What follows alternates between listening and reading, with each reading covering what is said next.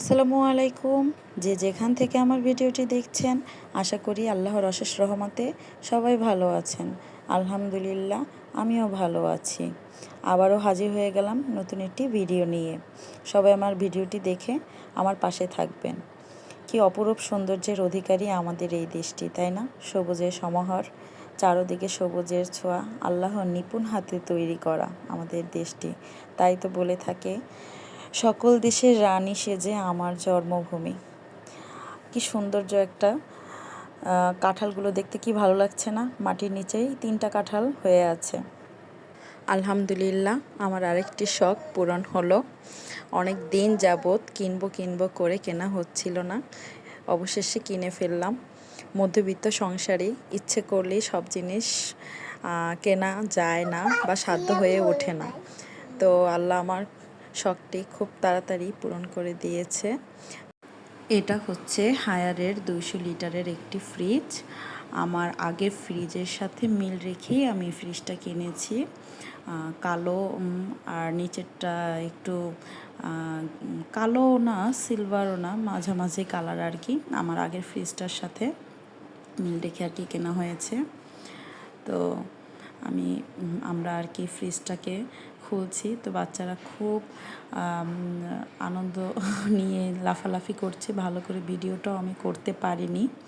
তো আপনাদের ভাইয়া কালকে, যখন আমরা এটা আগে স্টেডিয়ামে দেখে এসেছিলাম, তো আপনাদের ভাইয়া কালকে যখন অফিস থেকে এসেছে তখন আর কি ও নিয়ে এসেছে। আমরা আরও কয়েকটা শোরুমে দেখেছিলাম, অল্টন, ভীষণ, তারপরে হচ্ছে আরও ইকো। তো আমার কাছে হায়ারের এই ফ্রিজটা খুব ভালো লেগেছে। তারপর আর কি এটা আর কি পারচেস করলাম। যখন আমি ফ্রিজটা অর্গানাইজেশন করব, অবশ্যই আপনাদের মধ্যে আমি শেয়ার করব এবং ভিতরটা আমি দেখিয়ে দিব।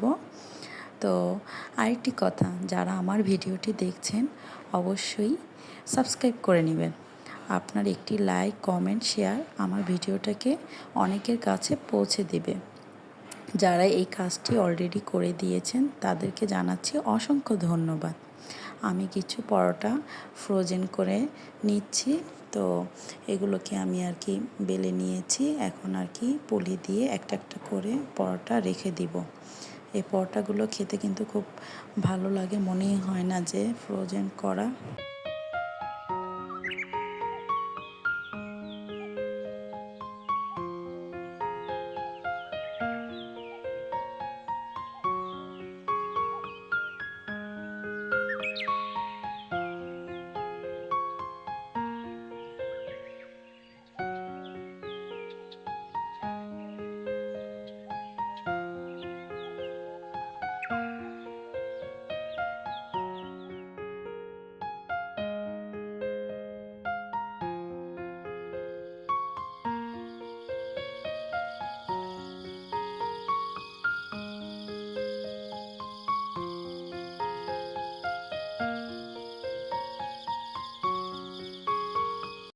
আর এখন আমি কিছু পরোটার ডো আর কি পরোটা শেপের মতো চারকোনা করে রেখে দিচ্ছি।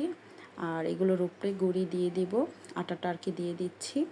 তো এটা আর কি কালকে সকালবেলায় আমি বেলে ভেজে নিব। এটাও 2-3 দিন এভাবে রাখা যায়, শুধু বেলে ভেজে নিতে হয়।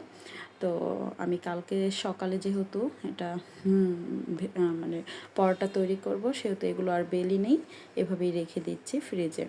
তো এভাবেও কিন্তু আপনারা ইচ্ছা করলে সংরক্ষণ করতে পারেন। অবশ্যই উপরে একটা কাগজ কিংবা টিস্যু দিয়ে রাখতে হবে, তা না হলে উপরে বাটিরটা ঘেমে পানিটা ডোর উপর পড়ে যাবে। সেক্ষেত্রে কিন্তু বেলতে গেলে খুব সমস্যার মুখোমুখি হতে হয়। তো এই তো 2 রকমের পরোটার করে নিলাম আমি। এরই সাথে আমি কিছু চিকেন মোমো করে নিয়েছি। এগুলো আর কি চিকেন দিয়ে করা, চিকেন, গাজর আর আদা রসুন, তারপর হচ্ছে সাদা গোলমরিচের গুঁড়া, একটু সয়ার সস আর একটু তেল দিয়ে আমি ডোটা করে মোমোগুলো করেছি। তো তো মোমোগুলোকে আমি আগে ডিপে রেখে দিয়েছি এভাবে ছড়িয়ে। তো যখন শক্ত হয়ে গিয়েছে তখন আমি এগুলোকে বক্সের মধ্যে করে রেখে দিচ্ছি। যখন আমার ইচ্ছে হবে তখনই এগুলো আমি একটা একটা করে বের করতে পারবো, একটার সাথে আর একটার গায়ে লাগবে না। তো মোমোগুলো আমি রেখে দিচ্ছি।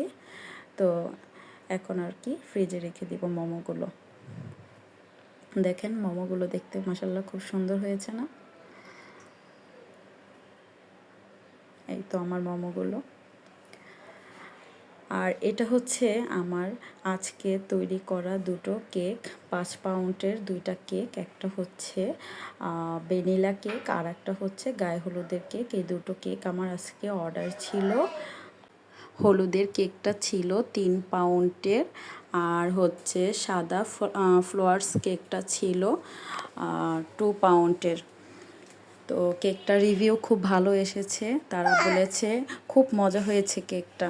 যখন রিভিউ ভালো আসে তখন কিন্তু কাজের আগ্রহ অনেক বেড়ে যায়। এরই মধ্যে আমি বিকেলবেলায় কিছু মোমো সিদ্ধ করে নিচ্ছি বা ভাপিয়ে নিচ্ছি। মোমোটা আমি দুইভাবেই সিদ্ধ করে থাকি বা ভাপিয়ে নেই।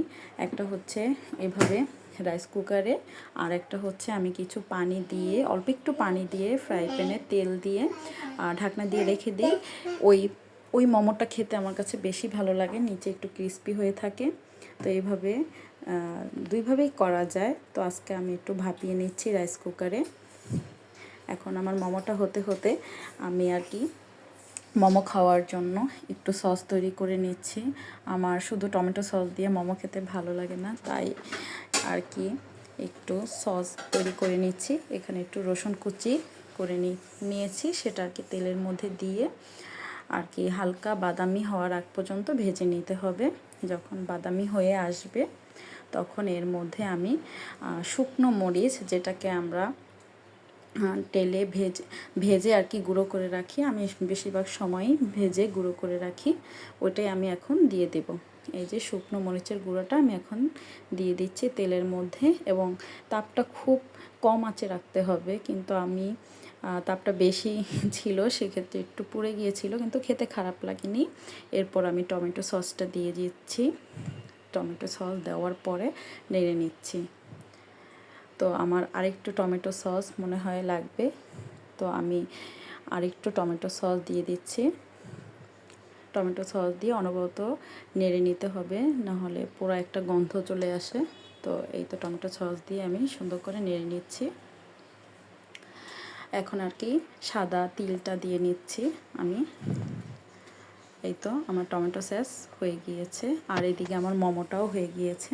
সকাল আর কি সন্ধ্যার নাস্তার জন্য কিন্তু খুব ভালো একটা আইটেম মোমো আর হচ্ছে সস।